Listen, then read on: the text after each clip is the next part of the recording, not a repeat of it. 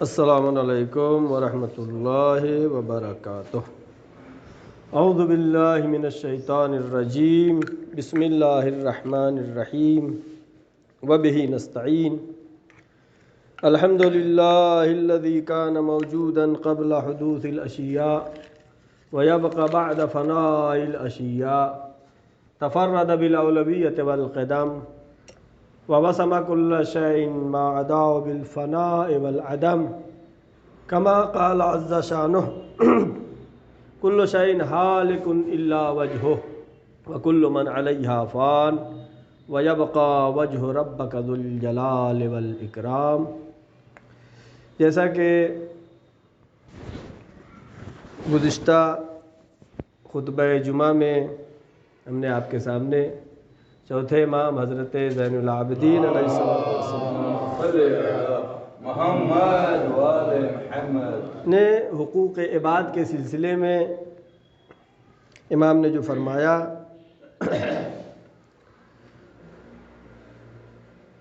اس کے چند عبارات آپ کے سامنے ہم نے پیش کیا تھا، اور انسانی تربیت اور انسان ہونا، جیسا کہ کسی بزرگ عالم سے کسی نے سوال کیا کہ انسان کسے کہتے ہیں، تو انہوں نے کہا اس میں 4 قسمیں ہو سکتی ہیں جو انسان کے درجے تک پہنچتا ہے۔ پہلا یہ ہے، ایک وہ ہے جو کھاتا ہے پیتا ہے اور اس کے اندر شہوت ہوتی ہے، کسی پہ حملہ نہیں کرتا ہے، اس کو چارپایا کہتے ہیں، جیسے گائے ہے بھینس ہے۔ دوسری قسم ہے جانداروں میں وہ کہ جو کھاتا ہے پیتا ہے، شہوت بھی ہوتی ہے، اور ساتھ ساتھ وہ دوسروں پہ حملہ کرتا ہے۔ جو حملہ کرتا ہے اسے کیا کہتے ہیں؟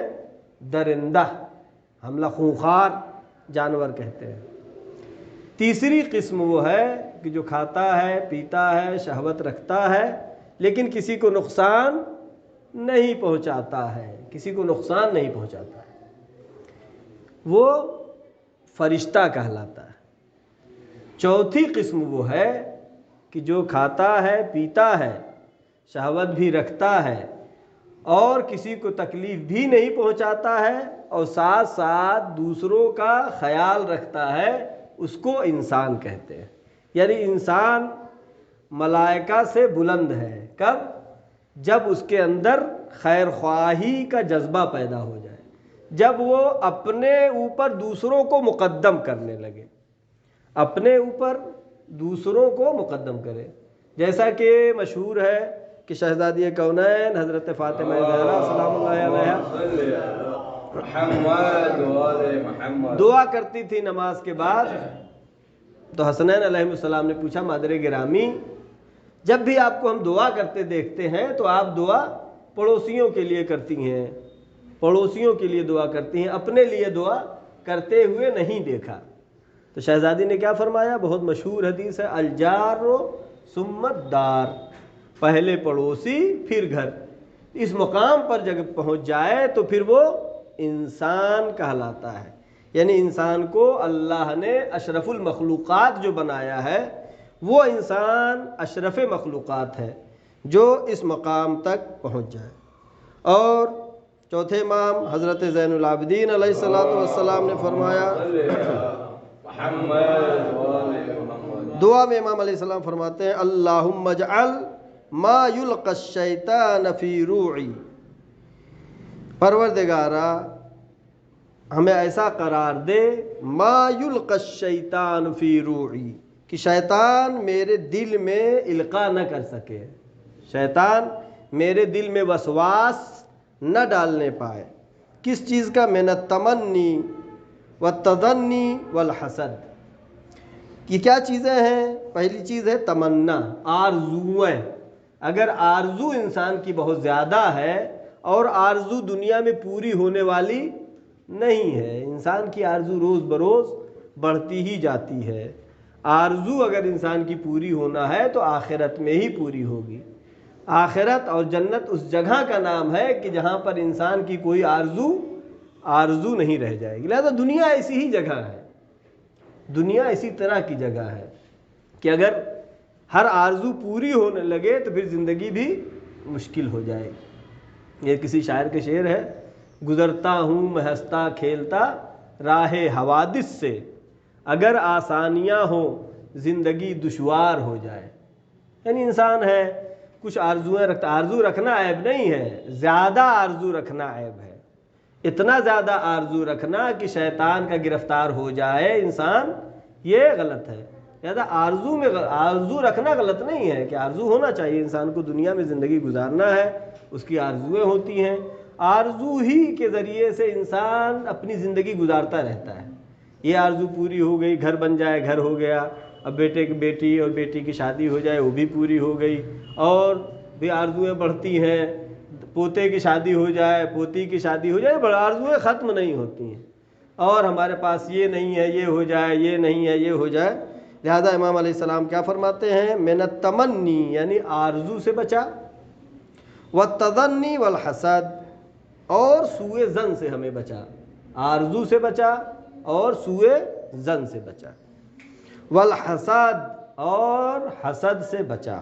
آگے امام علیہ السلام فرماتے ہیں ذکراً لعظمتک، ایسے کیسے بچ سکتے ہیں؟ امام فرما رہے ہیں ان چیزوں سے بچنے کے لیے پروردگارہ ہم کو بچا ذکراً لعظمتک، تیری عظمت کا ذکر کرنے کی وجہ سے، یعنی ہم جب تیری عظمت کا ذکر کریں گے تو سب تمام دنیا کی چیزیں چھوٹی نظر آئیں گی، پھر دنیا کی وقعت اور اہمیت جو زیادہ انسان دینے لگتا ہے وہ نہیں کرے گا۔ ذکراً لعظمتک تفکراً فی قدرتک، تیری عظمت کا ذکر کے ذریعے سے، تیری قدرت میں تفکر کے ذریعے سے، یعنی اگر انسان اللہ کی قدرت میں تفکر کرے گا تو پھر وہ حسد نہیں کرے گا، پھر وہ تمنا زیادہ نہیں کرے گا، پھر وہ بدگمانی دوسروں کے ساتھ نہیں کرے گا۔ وَتَدْبِيرًا عَلَىٰ عَدُوِّكَ، حسد بہت بڑی بیماری ہے دل کی، لیکن اس کو صحیح راستے پر استعمال کرنے کے لیے کیا کر سکتا ہے انسان؟ تدبیراً علی عدوک، دشمن اگر تمہارے خلاف سازش کرتا ہے تو اس کے خلاف تدبیر کرنا، دشمن کے خلاف تدبیر کرنا۔ البتہ جیسا کہ گزشتہ خطبات جمعہ میں یہ آیتیں ہم نے پڑھی ہیں، انما المؤمنون اخوہ، مومنین تو آپس میں بھائی ہیں، دشمن کے سامنے نہ کہ جو ہے مومنین آپس میں ایک دوسرے کے خلاف تدبیر کریں۔ لہذا امام علیہ السلام نے حرص، بدگمانی اور حسد سے بچنے کے لیے اللہ سے پناہ مانگ کر کے ہم کو سکھایا ہے کہ ہم کو اس سے بچنا چاہیے۔ کس طریقے سے بچ سکتے ہیں؟ جیسا کہ ذکر ہوا، عظمت خدا کو ذہن میں رکھتے ہوئے خدا کی قدرت پہ غور و فکر کرنا، تفکر کرنا، اور دشمن کے مقابلے میں تدبیر کرنا، کہ دشمن اگر ہمارے خلاف سازشیں چل رہا ہے تو ہمیں کیا کرنا چاہیے، ہمیں کون سے راستے اپنانا چاہیے کہ ہم اپنے مقصد میں کامیاب رہیں۔ اور جیسا کہ معلوم ہے کہ شیطان انسان کا کھلا ہوا دشمن ہے۔ کیا کرتا ہے شیطان؟ کسی کو ہاتھ پکڑ کے نہیں لے جاتا ہے گمراہی کی طرف کہ چلو اس گناہ کا مرتکب ہو جاؤ، نہیں، بلکہ شیطان کیا کرتا ہے؟ یوسوسو فی صدور الناس، لوگوں کے دلوں میں وسوسہ ڈالتا ہے، دلوں میں وسوسہ ڈالنے تک کا اس کا اختیار ہے، اس سے زیادہ نہیں ہے۔ وہ خود انسان جو ہے خود بخود بھٹک جاتا ہے۔ جیسا کہ کسی بہت ہی بزرگ عالم دین کے لیے ہے کہ شاگرد نے خواب میں دیکھا کہ شیطان آیا اور میدان بہت بڑا میدان ہے اور اس میں بہت بڑے بڑے پھندے لگا رکھے ہیں، تو علیکم السلام، شیطان سے کہا کہ یہ سب کیا لگا رکھا ہے تو نے، یہ پھندے اتنے کس لیے ہیں؟ کہا یہ پھندے ہیں تم کو پھنسانے کے لیے نہیں، تم تو ایسے ہی بہک جاتے ہو، تمہارا دل ہی اتنا ہے کہ ہم تیرے دل میں وسوسہ کرتے ہیں اور ہم کو زیادہ محنت کرنے کی ضروری ہے۔ تو بزرگان کو، علماء کو، مراجع کرام کو بہکانے کے لیے یہ پھندے ہیں۔ کہا کیسے بہکاتا ہے؟ ابھی کیا شیطان نے کہا کہ ابھی کچھ دن پہلے تمہارے استاد کو ہم نے اس پھندے میں پھنسا لیا تھا لیکن وہ بھاگ گئے، پھندے سے بچ کر کے وہ چلے گئے۔ کہا کیسے کیا ہوا؟ کہا استاد کے تمہارے فلاں جو عالم دین تھے ان کے گھر میں کئی دنوں سے فاقے ہو رہے تھے، گھر میں کھانے کے لیے کچھ نہیں تھا، اور ان کے پاس مال امام تھا، خمس کا پیسہ تھا، لیکن خمس کا پیسہ اپنے اوپر نہیں خرچ کر سکتے تھے۔ تو ان کے ذہن میں اچانک آیا کہ ٹھیک ہے یہ پیسہ ہے، اس سے روٹی لے لیتے ہیں اور بعد میں یہ پیسہ اتنا اس میں ہم ملا دیں گے. کہا روٹی انہوں نے لے لیا. اس کا مطلب کیا ہوا؟ صلوات بھیجے محمد والے. روٹی جو انہوں نے خریدا اس پیسے سے دکان سے، تو شیطان کہتا ہے کہ میں نے اپنے پھندے میں ان کو پھنسا لیا تھا. لیکن کہا چھوٹ کے کیسے بھاگ گئے؟ کہا ابھی کچھ ہی دور چلے تھے دکان سے گھر کی طرف کہ راستے میں ایک فقیر ملا جو کہ بھوکا تھا. اس نے مطالبہ کیا، مانگا، اور روٹی یہ اس کو دے دیا، اور گھر پہ اسی طرح سے واپس چلے گئے. لہٰذا شیطان یوسوس فی صدور الناس، لوگوں کے دلوں میں وسوسہ ڈالتا ہے. جیسا کہ پہلے بھی خطبات جمعہ میں بیان ہوا ہے کہ ڈراتا ہے کہ تم فقیر ہو جاؤ گے، کار خیر کرو گے، 10 روپیہ دے دو گے تو کل تمہارے پاس رہے گا ہی نہیں. حالانکہ یہ ایسا نہیں ہے، بلکہ اگر 10 روپیہ آدمی دے رہا ہے، اگر ایمان رکھتا ہے تو اللہ اس سے بڑھا کر کے کہیں اسے عطا کرتا ہے. لہذا شیطان کے وسوسے سے بچنے کی ضرورت ہے. حرص، انسان کے اندر حرص، لالچ، آرزوؤں کا زیادہ ہونا، یہ انسان کے لیے بہت ہی نقصان دہ ہے. جتنا ہے اتنے میں خوش رہے. اس لیے کہ اللہ انسان کو دولت دیتا ہے، مال دیتا ہے، اولاد دیتا ہے، جو کچھ بھی ہے تمام چیزیں امتحان کے لیے ہیں. اگر اللہ پہ بھروسہ کرتا ہے تو انسان خوشحالی کی زندگی اس دنیا میں جیے گا. لیکن جب آرزویں اس کی رہیں گی، اور جیسا کہ مولا کائنات حضرت علی ابن ابی طالب علیہ السلام نے اس سلسلے میں فرمایا کہ غیر واقعی تمنا، یعنی واقعی نہیں، بہت زیادہ ہی اونچا سوچے آدمی، اور باطل آرزو انسان یہ کیا ہے؟ یہ غافل لوگوں کو ایسا قرار دے دیتا ہے کہ شیطان ان کے دلوں پر قابض ہو جاتا ہے، شیطان ان پر قبضہ کر لیتا ہے. لہٰذا حرص سے یا بدگمانی کے سلسلے میں ہم نے بہت سے خطبات میں بیان کیا کہ بدگمانی سے انسان کو بچنا چاہیے. یہ بہت بڑی بیماری ہے. جیسا کہ سورہ حجرات کی ہم نے یہ آیت پہلے پڑھی تھی، بسم اللہ الرحمن الرحیم، یا ایھا الذین آمنوا اجتنبوا کثیرا من الظن، اے ایمان لانے والو بہت سے گمانوں سے بچو. ان بعض الظن اثم، بعض ظن جو ہے گناہ ہے.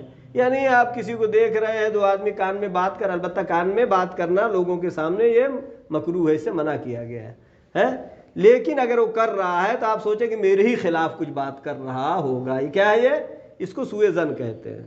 بجائے اس کے مثبت اگر سوچے آدمی کہ میرے فائدے میں کوئی بات کر رہا ہے، میری تعریف میں بات کر رہا ہے، تو یہ بہتر ہے. لہٰذا سوء ظن سے بچنا چاہیے، حسد سے بچنا چاہیے، اور حرص سے بچنا چاہیے. حسد بہت بڑی بیماری ہے. جیسا کہ پیغمبر اکرم حضرت محمد مصطفیٰ صلی اللہ علیہ وآلہ وسلم کی بہت ہی مشہور و معروف حدیث ہے، ان الحسد یاکل الحسنات کما تاکل النار الحطب. حسد یاکل الحسنات، نیکیوں کو کھا جاتا ہے. کیسے کھا جاتا ہے؟ کما تاکل النار الحطب، جس طریقے سے آگ لکڑی کو کھا جاتی ہے. دھیرے دھیرے آگ جو ہے لکڑی کو جس طرح جلا دیتی ہے، اسی طریقے سے انسان کی نیکیوں کو حسد ختم کر دیتا ہے. حسد کے بجائے انسان کے لیے کیا بہترین ہے؟ مومن کی صفات میں غبطہ کرنا، کہ اس کے پاس اتنی دولت ہے، میرے پاس بھی ہونا چاہیے، میں بھی محنت کروں. یہ نہیں کہ اس کے پاس ہے اس کا ختم ہو جائے میرے پاس ہو جائے، یہ نہیں. یا کوئی علم حاصل کرنے میں آگے جا رہا ہے، پڑھائی میں کوئی بچہ آگے جا رہا ہے، تو اسے کوشش کرنا چاہیے کہ وہ خود آگے بڑھے، اس سے آگے نکل جائے. اس کو کیا کہتے ہیں؟ غبطہ کہتے ہیں. یہ بہترین چیز ہے. لیکن وہ آگے نہ بڑھے، میں بڑھوں یا نہ بڑھوں، یہ کیا بہت بڑی بیماری ہے. لہٰذا ضرورت ہے کہ ان بیماریوں سے بچنا چاہیے. اور یہ اس ہفتے کی مناسبت میں سے، جیسا کہ اسی ہفتے میں آیت اللہ مصباح یزدی جو کہ بہت بڑے عالم دین تھے، اور وہ انگلش علوم میں بھی آیت اللہ تھے، لیکن انگلش علوم میں بھی اچھی جانکاری ان کی تھی، اور علم کلام کے اوپر انہوں نے بہت ہی عظیم کام انجام دیا. ان کا انتقال ہوا اسی ہفتے. اس کی تسلیت آپ کی خدمت میں پیش کرتے ہیں. اور ان مناسبات میں سے ایک مناسبت اسی ہفتے کی ہے جو کہ برسی ہے شہید باقر النمر کی، جن کو سعودی حکومت نے 2016 میں اسی جنوری کے مہینے میں ہی پھانسی کی سزا دی، صرف کس جرم میں؟ کہ وہ وہاں کے اپنے علاقے میں جو شیعہ علاقہ تھا وہاں کے مومنین کے لیے حقوق کے لیے مطالبہ کرتے تھے، چونکہ وہ علاقہ وہ ہے کہ جہاں پر سعودی عرب کا تیل کا مین مرکز ہے اور سمندر کا کنارہ ہے، بہت زرخیز جگہ ہے، اور یہ شیعوں کا علاقہ ہے۔ انہوں نے شیعوں کے حقوق کے لیے آواز بلند کیا، لیکن سعودی حکومت کی ظالم حکومت نے ان کو پھانسی کی سزا دی، جس کی ہم ہمیشہ مذمت کرتے ہیں اور اس کی یاد مناتے رہیں گے۔ اور اس ہفتے کی مناسبت میں شہید قاسم سلیمانی کی برسی کا بھی ہے کہ آج دنیا ان کی برسی کے وقت بھی ان سے ڈر رہی ہے۔ تعجب کی بات ہے، یعنی قاسم سلیمانی وہ سپاہی تھا کہ جس نے دنیا کو بچایا ہے داعش سے۔ یہ غلط سوچنا ہے کہ عراق کو بچایا اور سیریا کو بچا لیا، نہیں، بلکہ جو لوگ اس زمانے میں خبریں سنتے تھے، جس طریقے سے داعش بڑھ رہا تھا، اس سے اندازہ لگ رہا تھا کہ ان کے ارادے کیا ہیں۔ لیکن جس شخص نے پوری دنیا کو داعش جیسی دہشت گرد اور خونخوار گروہ سے نجات دلایا، آج بجائے اس کے کہ دنیا داعش کی مذمت کرے اور شہید قاسم سلیمانی کو ان کے نام کو بلند کرے اور ان کی یاد منائی جائے، دنیا اس کے برعکس جا رہی ہے۔ یعنی اگر آج فیس بک پہ یہ حال ہے، جو فیس بک استعمال کرتے ہیں، اگر شہید قاسم سلیمانی نام آپ لکھ دیتے ہیں تو فیس بک بند کر دے رہے ہیں۔ کیا مطلب ہے اس کا؟ اس کا مطلب کیا ہے؟ یعنی جو شخص داعش سے لڑا ہے، جو سب سے زیادہ دہشت گرد، سب سے خونخوار گروہ تھا، جس نے لوگوں کا قتل عام، بے گناہوں کا قتل عام کیا، اس کے مقابل میں اگر ہم کو یہ دکھائی دے کہ فیس بک بند کر دی جا رہی ہے، اس کا مطلب کیا ہے؟ یعنی فیس بک والے کیا داعش کے ساتھ ہیں؟ اگر داعش کے ساتھ ہے تو پھر اس سے بڑا ظلم اور دنیا میں نہیں ہو سکتا ہے کہ وہ شہید قاسم سلیمانی کی جس نے پوری دنیا کو بچایا ہے اس داعش سے، اور اس کے نام پر، اس کے نام سے خوف زدہ ہے آج بھی دشمن۔ آج بھی دشمن اس کے نام سے اتنا خوف زدہ ہے کہ سوشل میڈیا پر، فیس بک وغیرہ پہ ان کا نام بھی اگر ڈالتے ہیں تو یہ بند کر دینا کس بات کی پہچان ہے؟ یعنی اس نام سے ڈر رہے ہیں، نام سے ڈر رہے ہیں۔ لہٰذا جو راہ خدا میں نکلتے ہیں، جو مجاہدین ہیں، ان کا روب دبدبا اللہ تعالیٰ دشمن کے دلوں پر اس طرح سے بیٹھال دیتا ہے۔ اور یہ زمانہ جو کہ جس میں ہم زندگی گزار رہے ہیں، غیبت امام زمانہ کا، اور منتظرین امام زمانہ کے لیے بہت فضائل ہیں۔ انتظار کا زمانہ، یعنی اس سلسلے میں چھٹے امام حضرت جعفر صادق علیہ السلام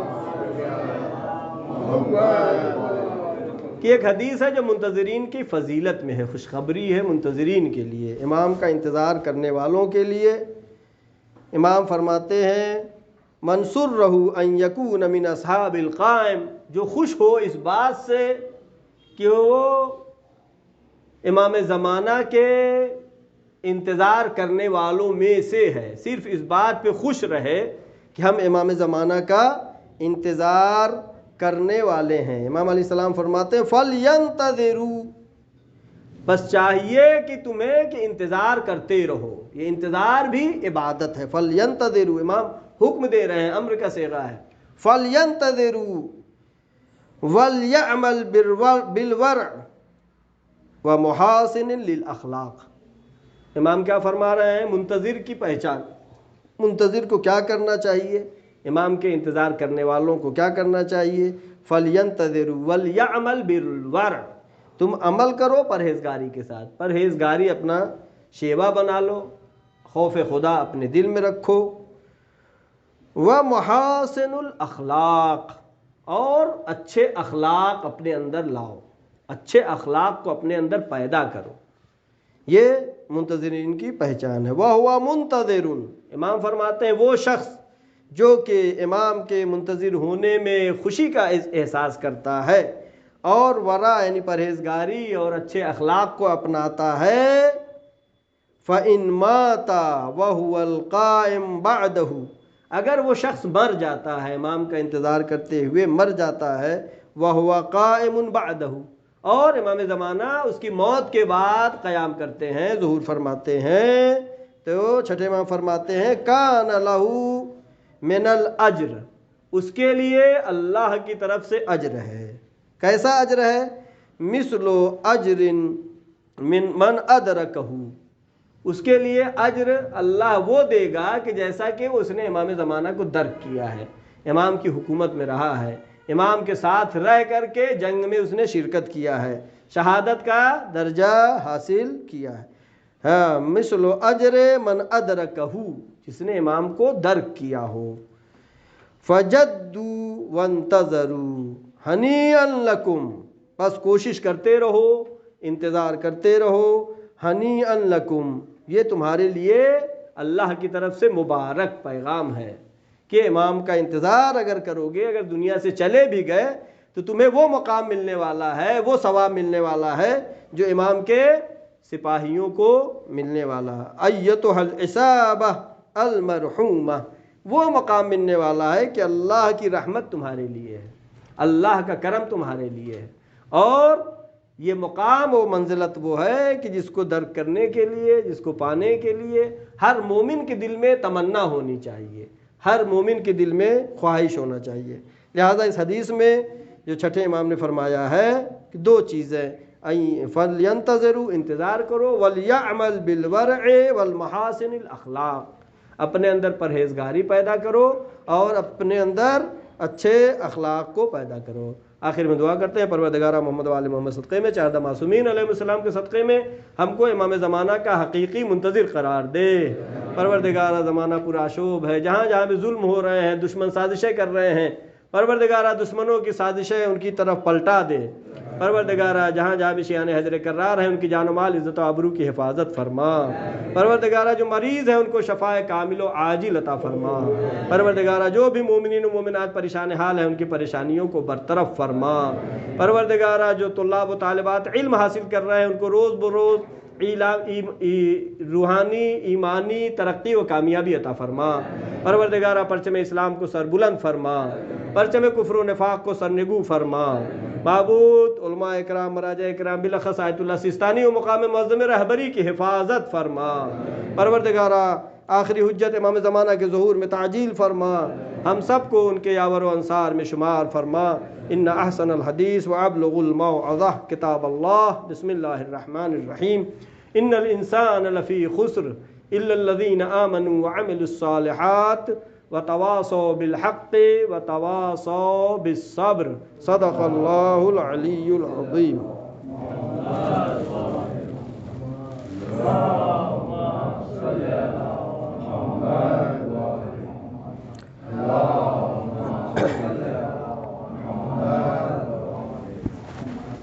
اعوذ باللہ من الشیطان الرجیم، بسم اللہ الرحمن الرحیم، وبہ نستعین۔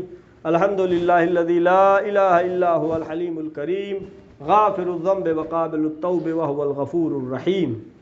سبحان من سبقت رحمتہ علی غضبہ وبسط الیدی بالرحمہ، سبحان من لا یزداد الا جودا وکرما۔ نشہد ان لا الہ الا اللہ وحدہ لا شریک لہ، ونشہد ان محمدا عبدہ ورسولہ، ونشہد ان علیا امیر المؤمنین وامام المتقین ووصی رسول اللہ وخلیفتہ بلا فاصل۔ اللہم صلی وسلم وزد وبارک علی سید المرسلین خاتم النبیین بالقاسم محمد۔ اللہم صلی وسلم وزد وبارک علی سیدۃ نساء العالمین فاطمۃ الزہراء۔ اللہم صلی وسلم وزد وبارک علی قائد غر المحجلین امیر المؤمنین علی ابن ابی طالب۔ اللہم صلی وسلم وزد وبارک علی الحسن المجتبی وعلى الحسين الشهيد بكربلاء وعلى علي بن الحسين زين العابدين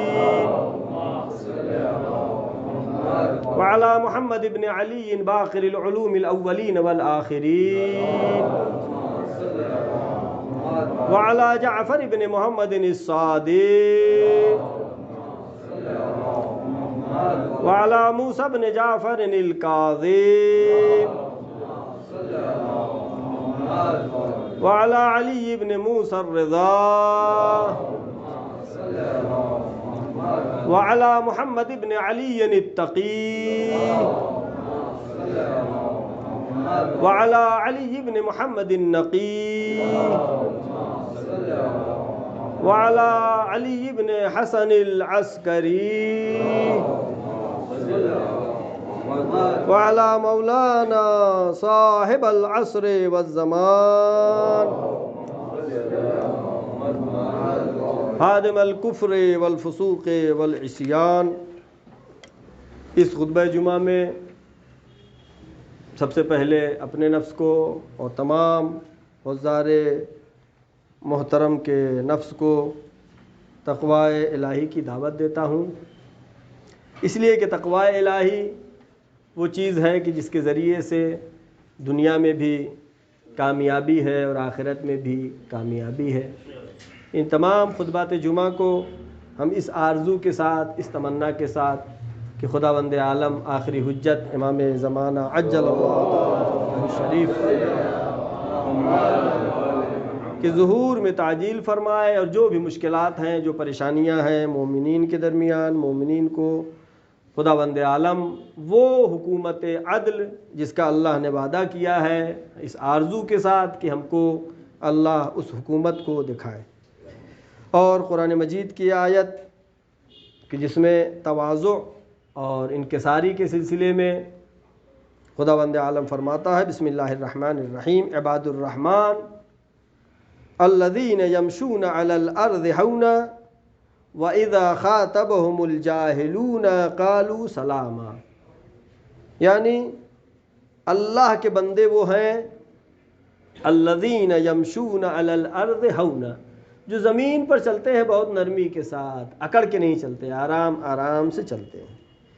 وَإِذَا خَاطَبَهُمُ الْجَاهِلُونَ، اور مومنین کی پہچان یہ ہے کہ جب جاہلون سے مخاطب ہوتے ہیں، جاہلوں سے ان کی بات چیت ہوتی ہے، قالوا سلاما، ان سے بحث نہیں کرتے، ان سے جھگڑتے نہیں، ان کے لیے دعا کرتے ہیں سلامتی کے لیے، ان کو سلام کرتے ہیں، سلامتی کی دعا کرتے ہیں۔ لہذا اللہ کے بندوں کی ایک پہچان یہ ہے کہ زمین پر اکڑ کے نہیں چلتے ہیں، اور جب وہ جاہلوں سے ملتے ہیں تو سلامتی کی اس کے لیے دعا کرتے ہیں، اس سے بحث نہیں کرتے ہیں۔ اور اس تواضع کے سلسلے میں دوسرے امام حضرت امام حسن مجتبیٰ علیہ السلام فرماتے ہیں، علیک بالتواضع فإنہ من اعظم العبادہ، امام فرماتے ہیں تمہیں چاہیے کہ تواضع کرو، تم کو تواضع کرنا چاہیے، فإنہ من اعظم العبادہ، امام فرماتے ہیں کہ سب سے بڑی عبادت یہ ہے، تواضع کرنا، انکساری کرنا، غرور نہ کرنا، گھمنڈ نہ کرنا، یہ سب سے بڑی کامیابی ہے، سب سے بڑی عبادت ہے۔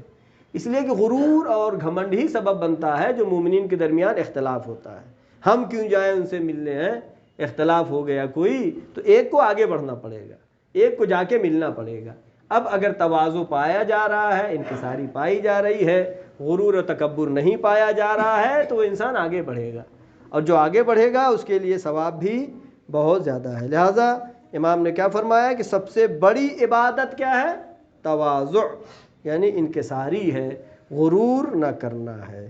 اور اس تواضع کے سلسلے میں 11ویں امام حضرت حسن عسکری علیہ السلام فرماتے ہیں کہ یہ تواضع ایک ایسی صفت ہے مومن کی کہ جس سے کوئی حسد نہیں کرتا ہے۔ دوسری صفت اگر آپ کے اندر ہے تو ہو سکتا ہے لوگ حسد کریں، مثلا آپ خیرات بہت کرتے ہیں، آپ غریبوں کا بہت خیال رکھتے ہیں، یتیموں کا خیال رکھتے ہیں، تو لوگ آپ سے حسد کریں گے کہ وہ کرتا ہے کیوں ہے حسد۔ آپ کے نیکی پہ بھی لوگ حسد کرتے ہیں، برائی سے تو حسد کرتے ہیں، نیکی سے بھی حسد کرتے ہیں۔ لیکن امام علیہ السلام فرماتے ہیں تواضع وہ نعمت ہے کہ جس کے اوپر کوئی حسد نہیں کرتا ہے۔ التواضع نعمت لا يحسد علیہا، تواضع وہ نعمت ہے کہ جس پر حسد نہیں ہوتا ہے۔ آپ جتنا متواضع رہیں گے، جتنا نرم لہجے سے بات کریں گے، جتنا اچھے طریقے سے گفتگو کریں گے لوگوں کو پسند آتا ہے، لہذا کوئی وہاں پر جو حسد کرنے والا ہے وہ بھی حسد نہیں کرے گا۔ اور چند روایات اور آپ کی خدمت میں پیش کرتے ہیں۔ مولا کائنات حضرت علی ابن ابی طالب علیہ السلام اسی تواضع کے سلسلے میں امام علیہ السلام نے بتایا، ما احسن تواضع الاغنیاء للفقراء طلبا لما عند اللہ۔ کتنا اچھا ہوتا، مولا کائنات کہہ رہے ہیں کتنا اچھا ہوتا تواضع الاغنیاء للفقراء طلبا لما عند اللہ، کہ غنی جو لوگ ہیں وہ تواضع کریں فقراء کے سامنے، گھمنڈ نہ کریں، غرور نہ کریں۔ اللہ نے ایک دولت دیا ہے آپ کو، اس کو نہیں دیا، بس اتنا ہی فرق ہے۔ اگر کتنا اچھا ہوتا، امام کہہ رہے ہیں کتنا اچھا ہوتا کہ غنی لوگ، پیسے والے لوگ فقراء کے سامنے تواضع کریں، طلبا لما عند اللہ، کس لیے؟ جو اللہ کے پاس ہے اس کو حاصل کرنے کے لیے۔ یعنی اللہ جو ہے عظیم چیز دینے والا ہے، یہ دنیا معمولی ہے، یہ دنیا کی دولت ختم ہو جانے والی ہے، دنیا کی عزت ختم ہو جانے والی ہے، دنیا کا عہدہ ختم ہو جانے والا ہے، دنیا کی شان ختم ہو جانے والی ہے۔ امام کیا فرما رہے ہیں؟ طلبا لما عند اللہ، جو اللہ کے یہاں ہے اس کو حاصل کرنے کے لیے چاہیے کہ اگر تواضع کرے تو کتنا اچھا ہے۔ آگے امام علیہ السلام بہت اہم بات کہتے ہیں، وَأَحْسَنُ مِنْهُ طَيْهُ الْفُقَرَاءَ عَلَى الْأَغْنِيَاءِ، اس سے بہتر یہ ہے، ایک تو یہ ہے کہ غنی تواضع کرے فقراء کے سامنے، امام علیہ السلام فرما رہے ہیں اس سے بہتر، احسن منہ، اس سے بہتر کیا ہے؟ طیح الفقراء علی الاغنیاء اتکالا علی اللہ، کہ فقراء غنی اور مالدار لوگوں کو ویلو نہ دیں، اہمیت ہی نہ دیں، اہمیت نہ دیں، اس کے سامنے ہاتھ نہ پھیلائیں، اس کے سامنے جھکے نہیں۔ کس طریقے سے؟ اتکالا علی اللہ، اللہ پہ بھروسہ کرتے ہوئے، اللہ پہ بھروسہ کرتے ہوئے فقراء یہ کہ اس سے زیادہ بہتر ہے۔ یعنی امام نے دو بہتر فرمایا، ایک یہ بہترین عمل یہ ہے کہ غنی جو ہیں فقراء کے سامنے تواضع کریں، اس سے بہتر یہ ہے کہ فقراء ان کے اہمیت نہ دیں، ان کے جیب پر نظر نہ رکھیں۔ اور اس تکبر کے سلسلے میں ایک حدیث ہے کہ اگر کوئی شخص تکبر کرتا ہے، بہت ہی غرور والا شخص ہے، تو کیا اس کے سامنے تواضع کرنا چاہیے یا نہیں کرنا چاہیے؟ ایک آدمی غرور کرنے والا ہے، گھمنڈ کرنے والا ہے، کبھی ایسا ہوتا ہے کہ آپ اس کے سامنے اگر تواضع کریں گے تو اس کا گھمنڈ اور بڑھتا ہی چلا جائے گا۔ لہذا معصوم کی حدیث ہے، التکبر علی المتکبر التواضع، کہہ رہے اگر کوئی غرور اور گھمنڈ والا ہے تو اس کے سامنے تواضع کیا ہے؟ اس کے سامنے تواضع یہ ہے کہ تم بھی اس کے سامنے غرور کرو۔ ہر جگہ تواضع اچھی چیز نہیں ہے۔ اگر کوئی متکبر ہے، غرور کرنے والا ہے، تو کہتے ہیں لوہا کو لوہا کاٹتا ہے۔ لہذا اگر کوئی مغرور شخص ہے اور آپ کے تواضع کی وجہ سے اس کا غرور بڑھتا جا رہا ہے تو اس کے سامنے کیا کرو؟ تکبر کرو، اس غرور کی وجہ سے، نہ کہ جو ہے تکبر اصلی ہو جائے، نہیں، بلکہ اس کے سامنے تواضع نہیں کرنا چاہیے۔ اور تواضع کے حدود کیا ہے؟ اس سلسلے میں 8ویں امام حضرت علی رضا علیہ السلام کہ کتنا تواضع کرنا چاہیے، کتنا انکساری کرنا چاہیے۔ کیا ہے؟ خیر الامور اوسطھا، امام کی حدیث ہے، بہترین چیز کیا ہے؟ درمیان کا راستہ ہے، نہ تو زیادہ افراط ہونی چاہیے نہ ہی تفریط ہونا چاہیے۔ لہذا امام نے کیا فرمایا؟ ان تعطی الناس من نفسک ما تحب یاتوک مثلہ، تم لوگوں کے سامنے اتنا ہی تواضع کرو جتنا وہ تم چاہتے ہو کہ لوگ تم سے تواضع کریں، یعنی برابر کا ہونا چاہیے۔ اگر تم چاہتے ہو کہ لوگ تمہارے سامنے تواضع کریں تو تمہیں بھی اتنا ہی تواضع کرنا چاہیے، نہ اس سے کم کرنا چاہیے نہ ہی اس سے زیادہ کرنا چاہیے۔ یہ سب ائمہ معصومین علیہ السلام نے جو بتایا ہے، یہ جو حدیثیں ہیں یہ نورانی کلمات ہیں۔ اگر سماج کے اندر، معاشرے کے اندر ان پر عمل کیا جائے تو خوشحال معاشرہ ہوگا، روحانی معاشرہ ہوگا، جس معنویت سے بھرا ہوا معاشرہ ہوگا۔ لہذا ہم کو چاہیے کہ یہ معصومین علیہ السلام نے جو ہم کو بتایا ہے ان کو اپنی زندگی میں اپنائیں، اپنی زندگی میں لانے کی کوشش کریں اور اپنی زندگی میں ایک تبدیلی لائیں۔ یہ تبدیلی کیسی تبدیلی؟ ایسی تبدیلی کہ جس میں خوشحالی ہے، جیسا کہ پچھلے خطبے میں بیان ہوا کہ حسد کرنا یا حرص کرنا یا آرزوئیں کرنا، یہ کیا ہے؟ سبب بنتا ہے کہ انسان کو خوشحالی نصیب نہیں ہوتی، خوش نہیں ہوتا ہے۔ کچھ بھی پا گیا اب سوچتا ہے یہ نہیں ہو پایا اور اس پہ خوش نہیں ہوتا ہے، قناعت نہیں کرتا ہے۔ اگر قناعت کرے گا تو انسان کو خوشحالی ملے گی۔ اور اس تواضع کے سلسلے میں ایک اور حدیث آخری جو کہ ساتویں امام حضرت موسیٰ کاظم علیہ السلام علم کے سلسلے میں ہے کہ علم کس کو مل سکتا ہے، عالم کون بندے؟ صرف ڈگری حاصل کر لینا علم نہیں ہے، ڈگری صرف حاصل کر لینا علم نہیں ہے، بلکہ علم کے جو تقاضے ہیں وہ پورا ہونا چاہیے۔ جیسا کہ میں نے بہت سے خطبات میں بیان کیا کہ اگر علم کے ساتھ اخلاق نہیں ہے تو علم کیا بنتا ہے؟ ایٹم بم بناتا ہے۔ درا حالے کہ اسی ایٹمی ٹیکنالوجی سے بجلی تیار کی جا سکتی ہے، کرنٹ تیار کیا جا سکتا ہے، بہترین دوائیں تیار کی جا سکتی ہیں، لیکن اگر علم کے ساتھ اخلاق نہیں ہے تو کیا ہوگا؟ وہ علم جو ہے نقصان ہو جائے گا۔ شعر ہے، علم آئینہ ہے، جم جام ہے، جام جم ہے، اور غلط ہاتھ میں پڑ جائے تو ایٹم بم ہے۔ یہ خطرناک ہے۔ لہذا علم کے ساتھ اخلاق کا ہونا ضروری ہے، اور حقیقی علم جو معصوم کہتے ہیں اسی کو ملتا ہے۔ امام فرماتے ہیں الحکمت تعمر فی قلب المتواضع، حکمت اور علم آتا ہے متواضع، جو تواضع کرنے والا ہے، جو انکساری کرنے والا ہے، اسی کو علم ملے گا۔ جو اسٹوڈنٹ، جو طالب علم غرور کرتا ہے، گھمنڈ کرتا ہے، وہ جائے گا نہیں استاد کے پاس پوچھنے۔ علم حاصل کرنے کے لیے استاد کے سامنے زانو ادب طے کرنا ہوگا، استاد کا احترام کرنا ہوگا، استاد کی عزت کرنی ہوگی، عزت کے ساتھ اس سے سوال کرنا ہوگا، پھر وہ جواب دے گا۔ اور اگر جواب سمجھ میں نہیں آئے، پھر پوچھا آپ نے، کئی بار پوچھا آپ نے، ہو سکتا ہے استاد ڈانٹ بھی دے۔ لہذا تواضع اگر نہیں ہے تو پھر انسان کے پاس علم نہیں آ سکتا۔ الحکمت تعمر فی قلب المتواضع، حکمت اور علم آتا ہے متواضع کے دل میں۔ ولا يعمر فی قلب المتکبر الجبار، اور متکبر جبار کے دل میں علم نہیں آتا ہے۔ کیوں؟ امام علیہ السلام علت بھی بیان کر رہے ہیں، لأن اللہ جعل التواضع آلۃ العقل، اللہ نے تواضع کو بنایا ہے عقل کا آلہ۔ یعنی عقل انسان کی کب بڑھے گی؟ جب اس کے پاس تواضع ہوگا۔ اگر تواضع اور انکساری نہیں ہے، غرور جہل کی علامت ہے۔ اگر تواضع اس کے پاس ہے تو امام علیہ السلام کیا فرماتے ہیں؟ آلۃ العقل، تواضع کو اللہ نے عقل کا آلہ بنایا ہے۔ یعنی عقل اگر بڑھے گی انسان کی تو تواضع کے ذریعے سے۔ وجعل التکبر آلۃ الجہل، اور جہالت کو آلہ بنایا ہے تکبر کا۔ یعنی اگر جہالت ہے تو تکبر آئے گی، اگر تواضع ہے تو علم آئے گا۔ اور علم وہ چیز ہے جو انسان کو دنیا میں بھی عزت دیتا ہے اور آخرت میں بھی عزت دیتا ہے۔ لہٰذا بہت ہی مشہور ہے کہ اگر علم حقیقی حاصل کرنا ہے تو وہی حاصل کرتے ہیں جن کو باب مدینۃ العلم سے محبت ہو۔ یعنی اگر علم کسی کو حاصل کرنا ہے تو در علی پر آنا پڑے گا۔ صلی اللہ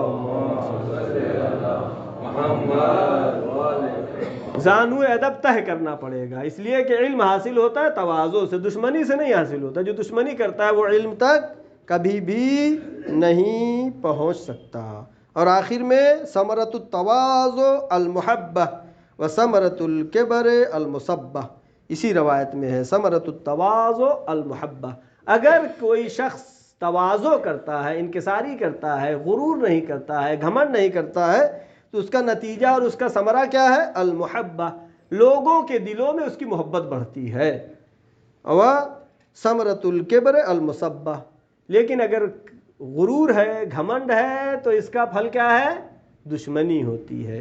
لہٰذا یہ بہت ہی اہم مسئلہ ہے کہ ہمیں چاہیے کہ اپنے اندر تواضع کو اپنائیں، انکساری کو اپنائیں، نرم لہجے کو اپنائیں، چاہے وہ زندگی کے کسی بھی شعبے میں ہو، کالج میں ہو، اسکول میں ہو، آفس میں ہو، یا آپ کا کوئی کارخانہ ہے، اپنے مزدوروں سے گفتگو کرنا ہے، پیار و محبت اور نرمی سے، تواضع کے ساتھ۔ ایسا نہیں ہے کہ آپ جو ہے سختی کے ساتھ گفتگو کریں، اور دین اسلام نے اس کی اجازت نہیں دیا ہے۔ پیار و محبت سے، بچے سے بھی بات کرنا ہے تو پیار و محبت سے، تواضع کے ساتھ، انکساری کے ساتھ۔ لہذا ہمیں چاہیے کہ ہم تواضع کو اپنے زندگی میں اپنائیں۔ اور حالت حاضرہ کے سلسلے میں جیسا کہ آپ نے سنا خبروں میں کہ پاکستان میں دہشت گردانہ حملہ ہوا، جس میں 11 جوانوں کو صرف اس بات پر کہ محب اہل بیت تھے ان کو شہید کر دیا گیا۔ اور اس کی بنیاد اور اس کی جڑ، اس کی ہم مذمت کرتے ہیں، اور مذمت کرنے کے ساتھ ساتھ حکومت ہند سے ہمارا مطالبہ بھی ہے کہ جو دہشت گردانہ یہ پاکستان میں حملہ ہوا ہے، جوانوں کو شہید کیا گیا ہے، حکومت ہند سے ہمارا مطالبہ ہوگا کہ وہ پاکستان حکومت پہ زور ڈالے، ان پہ دباؤ ڈالے کہ اس طرح کے دہشت گردانہ حملوں کو روکے۔ اس لیے کہ پوری دنیا نعرہ لگا رہی ہے کہ دہشت گرد نہیں ہونی چاہیے، دہشت گردی ختم ہونا چاہیے، لیکن دہشت گردی صرف نعرہ لگانے سے ختم نہیں ہوگی، بلکہ اس کے لیے ضروری ہے کہ عملی اقدام کیا جائے۔ البتہ اسلام کے نام پر دہشت گردی اگر ہوتی ہے تو یہ اسلام کی بہت بڑی توہین ہے، یہ اسلام کے نام پر دہشت گردی ہے۔ یعنی اپنے کو مسلمان کہنے والے جوانوں کو جو کہ ایک کوئلے کی کان میں کام کرتے تھے ان کے سر قلم کر دیے۔ کیا ہے اس زمانے میں، جبکہ علم کا زمانہ ہے، ترقی کا زمانہ ہے، عقل کا زمانہ ہے، علوم کا زمانہ ہے، اگر اس طریقے سے شدت پسندی اور دہشت گردی بڑھتی رہے گی تو یہ پوری دنیا کے امن کے لیے خطرہ ہے۔ اور اسلام میں دہشت گردی کہاں سے آئی؟ غدیر سے 2 گروہ چلے، ایک گروہ جسے ہم کہتے ہیں ثقیفائی، اور ایک گروہ ہے جو کہ غدیری ہے۔ یعنی ایک گروہ وہ ہے کہ جو صحابہ کو ماننے والا ہے، ایک گروہ ہے جو رسول اللہ کو ماننے والا ہے۔ یعنی رسول نے جو کہا غدیر میں، جس کو اپنا خلیفہ و جانشین بنایا، یعنی مولا کائنات حضرت علی ابن ابی طالب علیہ السلام کو جانشین بنایا، اپنا خلیفہ بنایا، ہم اس کو مانتے ہیں۔ آج ہمارے جوان کچھ سوال کرتے ہیں کہ اگر اس طرح سے کوئی بحث کرتا ہے تو ہم کیا کہیں؟ تو میں کہا بھائی 2 ہی آپشن ان کا ہے، یعنی آپ یہ مانیں کہ رسول اللہ کسی کو خلیفہ و جانشین بنا کے گئے یا کسی کو بنا کے نہیں گئے۔ ایک عقل مند انسان کیا کرتا ہے ایسے موقع پر؟ بنا کے جاتا ہے۔ اب جو رسول پوری قیامت تک کے لیے دین اسلام کو چھوڑ کے جا رہے ہیں تو کیا ممکن ہے کہ بغیر جانشین بنائے چلے جائیں؟ اور پھر جیسا کہ ایام فاطمیہ بھی آ رہے ہیں، یعنی پیغمبر کی وہ حدیث ان کے سامنے بھی ہے کہ من مات ومن لا ومن یعرف امام زمانہ مات میتۃ الجاہلیہ، جو مر جائے اور امام کو نہ پہچانے زمانے کی تو وہ جہالت کی موت مرتا ہے۔ اور رسول اللہ کی وفات کے بعد بجائے اس کے کہ رسول کو دفن کرے، خلیفہ معین کرنے میں لگ گئے۔ کیوں؟ کہ کہیں جہالت کی موت نہ مر جائے کوئی۔ یعنی کیا مطلب ہوا؟ یعنی رسول کو اتنی عقل نہیں تھی معاذ اللہ، رسول کو اتنی سمجھ نہیں تھی معاذ اللہ، ان کو سمجھ ہے کہ اب خلیفہ بنانے بیٹھے ہیں۔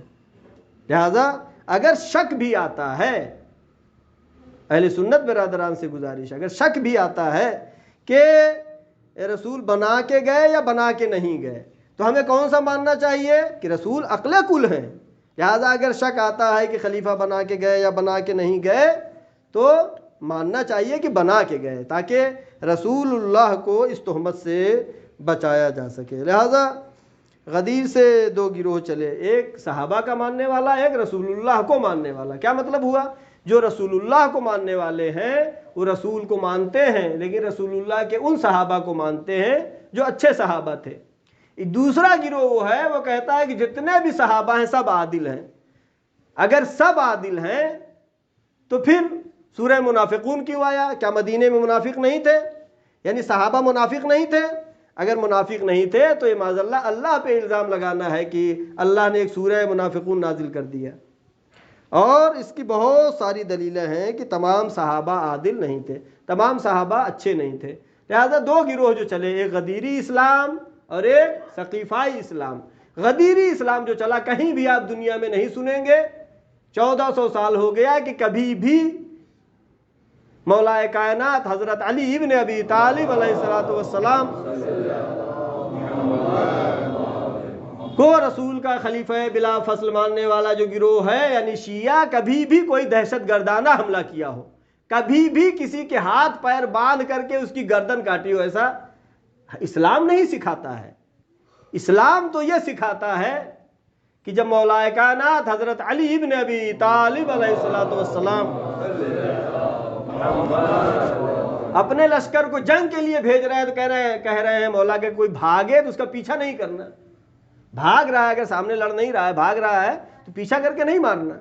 یہ ہے حقیقی اسلام جو غدیری اسلام سے ملتا ہے، نہ کہ جو ہے کسی کو نہتھا پا کے کام کرنے والے مزدوروں کو کسی جگہ پر بند کر کے ہاتھ پیر باندھ کر کے اس کا گلا کاٹ دیا جائے۔ یہ اسلام کہاں کہتا ہے؟ اپنے کو اگر یہ مسلمان کہے تو اس کا مطلب یہ مسلمان نہیں ہے، بلکہ یہ دین اسلام کو بدنام کرنے کے لیے یہ گروہ وجود میں آیا ہے۔ کبھی داعش کے نام پہ آتا ہے، کبھی طالبان کے نام پر آتا ہے، کبھی القاعدہ کے نام پر آتا ہے، اور اپنے کو رسول اللہ کا محب کہتے ہیں، رسول اللہ کو چاہنے والا کہہ کر کے پیغمبر اکرم کو بدنام کرتے ہیں، دین اسلام کو بھی بدنام کرتے ہیں۔ لہذا ہم اس طرح کی جو بھی دنیا میں جہاں بھی ہو دہشت گردانہ کوئی بھی کارروائی ہو، چاہے کسی مذہب کے اوپر ہو، چاہے یہودی کے اوپر ہو، چاہے عیسائی کے اوپر ہو، چاہے مسلمان کے اوپر ہو، چاہے ہندو کے اوپر ہو، کوئی بھی کسی طرح کی دہشت گردی حملے کو اسلام قبول نہیں کرتا، اور جہاں پر بھی دہشت گردانہ کوئی بھی اقدام ہوگا ہم اس کی مذمت کرتے ہیں اور ہمیشہ مذمت کرتے رہیں گے۔ اور آخر میں یہ اعلان ضرور سماعت فرمائیں کہ دینیات کے کلاسز چل رہے ہیں، البتہ وقت بدل گیا ہے چونکہ بچوں کے اسکول شروع ہو گئے ہیں، صبح 8 بجے سے 9 بجے تک فی الحال رکھا گیا ہے، انشاءاللہ اور بچے آتے ہیں تو اس کے لحاظ سے اور اقدام آگے کیا جائے گا۔ والدین سے گزارش ہے کہ اس پہ دھیان دیں، توجہ دیں، اپنے بچوں کو بھیجیں۔ بچیوں کے بھی کلاسز چل رہے ہیں شام کو 4 بجے، اور آپ لوگ اس میں حصہ لیں، اپنے جوانوں کے لیے خیال رکھیں، ان کی تربیت کا جیسا دنیاوی تعلیم کے لیے توجہ دیتے ہیں، محنت کرتے ہیں، اسی طریقے سے تھوڑا سا دینی تعلیم کے اوپر توجہ دینا ضروری ہے۔ آخر میں ہماری دعا ہے پروردگارہ محمد و آل محمد صدقے میں، شہداء معصومین علیہم السلام کے صدقے میں جو بھی مومنین و مومنات ہیں دلی حاجات رکھتے ہیں، ان کی تمام جو جائز دلی حاجات ہیں ان کو پوری فرما۔